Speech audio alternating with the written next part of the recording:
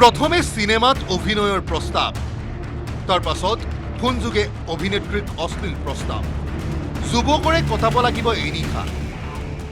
মই ভাল কামেই কৰি আছো আৰু ভাল কামেই কৰি যাম ভৱিষ্যতলৈ। মই বেয়া কাম নকৰোঁ। মই বেয়া কাম কৰোঁতে কৰোঁ তুমি ওৱান টাইম খালি মোৰ লগত থাকিবা এইটোহে কৈছোঁ মই পঞ্চায়ত মোক লাগিব তোমাক কৈছোঁ ন। 4 মাহ পূৰ্বে RK প্ৰডাকশ্যন নামৰ এটা ফেচবুক পেজৰ পৰা যুৱতীলৈ আহিছিল চিনেমাত অভিনয়ৰ প্ৰস্তাৱ। ফোনত সকলো কথা বতৰা ঠিক হৈছিল যদিও দুদিন পাছতে সেই বিশেষ ব্যক্তিয়ে যুৱতীগৰাকীক দিছিল অশ্লীল প্ৰস্তাৱ। চিনেমাত অভিনয় কৰিবলৈ হ'লে ৰোহিত নামৰ বিশেষ ব্যক্তিৰ সৈতে যুৱতীয়ে যাপন কৰিব লাগিব নিশা। যুৱতীগৰাকীয়ে সেই প্ৰস্তাৱ নাকচ কৰিছিল যদিও একেই প্ৰস্তাৱেৰে অজ্ঞাত ব্যক্তিয়ে ব্যতিব্যস্ত কৰিছিল যুৱতী অভিনেত্ৰীক। প্ৰস্তাৱ অস্বীকাৰ কৰাৰ পাছতো যুৱতীগৰাকীৰ কেৰিয়াৰ ধ্বংস কৰি দিয়াৰ ভাবুকিও প্ৰদান কৰিছিল বিশেষ ব্যক্তিজনে। তুমি ইণ্ডাষ্ট্ৰীত কাম কৰিব নোৱাৰিবা এনেকুৱা কথা ক'লে আজি মই বন্ধ কৰি দিম। ইণ্ডাষ্ট্ৰীখন তেনেকৈ অসমীয়া ইণ্ডাষ্ট্ৰীখন তেনেকৈ চলি আছে নেকি? এইটো চব মোৰ হয়, মই যিটো ক'ম এইটো মানিব লাগিব। তেনেকৈ চলি আছে নেকি? আজি ডাঙৰ ডাঙৰ যে অভিনেত্ৰী হৈছে তেওঁলোকে কি তেনেকৈ চলি আছে নেকি? হ'ব মই চাম ন তোমাক। অৱশেষত উপায়ন্তৰ হৈ 6 ডিচেম্বৰত জাগিৰোড আৰক্ষীৰ কাষ চাপিছিল যুৱতীগৰাকী। আৰক্ষী আৰু সাংবাদিকক বিশেষ ফেচবুক পেজৰ প্ৰফাইলত থকা এজন যুৱকৰ ফটো প্ৰদান কৰিছিল যুৱতীগৰাকীয়ে। কিন্তু আৰক্ষীয়ে যুৱতীগৰাকীৰ গোচৰ ৰুজু নকৰাৰ অভিযোগ উত্থাপিত হৈছে। পৰৱৰ্তী সময়ত মৰিগাঁও জিলা আৰক্ষী অধীক্ষকক সমগ্ৰ ঘটনা জনোৱাত জাগিৰোড আৰক্ষীয়ে ৰুজু কৰে গোচৰ। মই 6 তাৰিখে কেছটো দিছিলোঁ আৰু ঢিলা কৰি আছিলে তেওঁলোকে। কেছটো আজি ইমান দিনে ৰেজিষ্টাৰ কৰা নাছিলে। যোৱাকালি ৰাতি মই SP ছাৰৰ লগত যোগাযোগ কৰিলোঁ, আমাৰ মৰিগাঁৱৰ প্ৰকাশ সোণোৱাল ছাৰৰ লগত। আৰু ছাৰে যথেষ্টখিনি সহায় কৰিছে। ছাৰৰ এটা ফোনত তেওঁলোকে কেছটো ৰেজিষ্টাৰ কৰিছে। আৰু ইমান দিনে আজি ছোৱালী এজনী ইমান এনেকৈ ওলাই আহিছোঁ, তেওঁলোকে সহায় হাত আগবঢ়াব লাগে। চাওঁ কিমান আসামীক কিমান সোনকালে ধৰিব পাৰে। কিন্তু RK প্ৰডাকশ্যন নামৰ ফেচবুক পেজত ফটো থকা যুৱকজনে অভিনেত্ৰীগৰাকীক অশ্লীল প্ৰস্তাৱ দিয়াক কেন্দ্ৰ কৰি এতিয়া আৰম্ভ হৈছে অভিযোগ প্ৰতি অভিযোগ। অৱশ্যে সকলো তথ্য আদালতত দিবলৈ সাজু বুলি জনাইছে ভুক্তভোগী যুৱতীগৰাকীয়ে। এতিয়া আৰক্ষীৰ তদন্ততহে পোহৰলৈ আহিব প্ৰকৃত সত্য।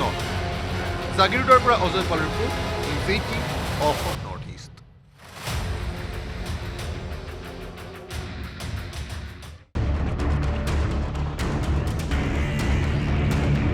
প্ৰথমে সিনেমাত অভিনয়ৰ প্ৰস্তাৱ, তাৰ পাছত ফোনযোগে অভিনেত্ৰীক অশ্লীল প্ৰস্তাৱ। যুৱকৰে কটাব লাগিব এই নিশা। মই ভাল কামেই কৰি আছো আৰু ভাল কামেই কৰি যাম ভৱিষ্যতলৈ। মই বেয়া কাম নকৰোঁ। মই বেয়া কাম কৰোঁতে কৰোঁ তুমি ওৱান টাইম খালি মোৰ লগত থাকিবা এইটোহে কৈছোঁ মই পঞ্চায়ত মোক লাগিব তোমাক কৈছোঁ ন। 4 মাহ পূৰ্বে RK প্ৰডাকশ্যন নামৰ এটা ফেচবুক পেজৰ পৰা যুৱতীলৈ আহিছিল চিনেমাত অভিনয়ৰ প্ৰস্তাৱ।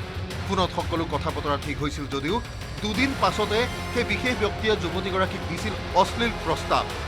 চিনেমাত অভিনয় কৰিবলৈ হ'লে ৰোহিত নামৰ বিশেষ ব্যক্তিৰ সৈতে যুৱতীয়ে যাপন কৰিব লাগিব নিশা। যুৱতীগৰাকীয়ে সেই প্ৰস্তাৱ নাকচ কৰিছিল যদিও একেই প্ৰস্তাৱেৰে অজ্ঞাত ব্যক্তিয়ে ব্যতিব্যস্ত কৰিছিল যুৱতী অভিনেত্ৰীক। প্ৰস্তাৱ অস্বীকাৰ কৰাৰ পাছতো যুৱতীগৰাকীৰ কেৰিয়াৰ ধ্বংস কৰি দিয়াৰ ভাবুকিও প্ৰদান কৰিছিল বিশেষ ব্যক্তিজনে।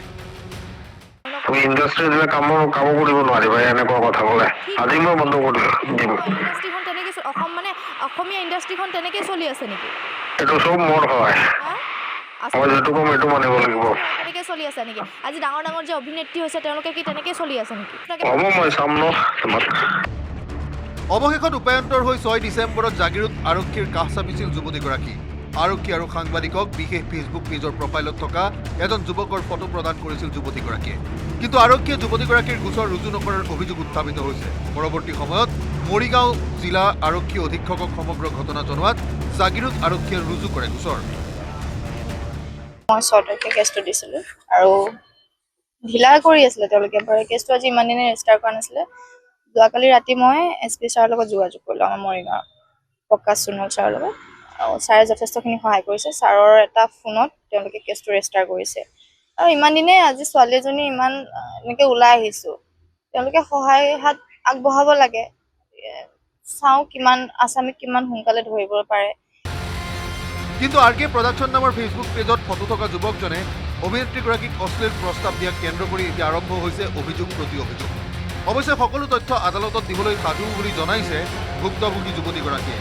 এতিয়া আৰক্ষীৰ তদন্ততহে পোহৰলৈ আহিব প্ৰকৃত সত্য। জাগিৰোডৰ পৰা অজয় পালৰ report, news 18 Assam north east.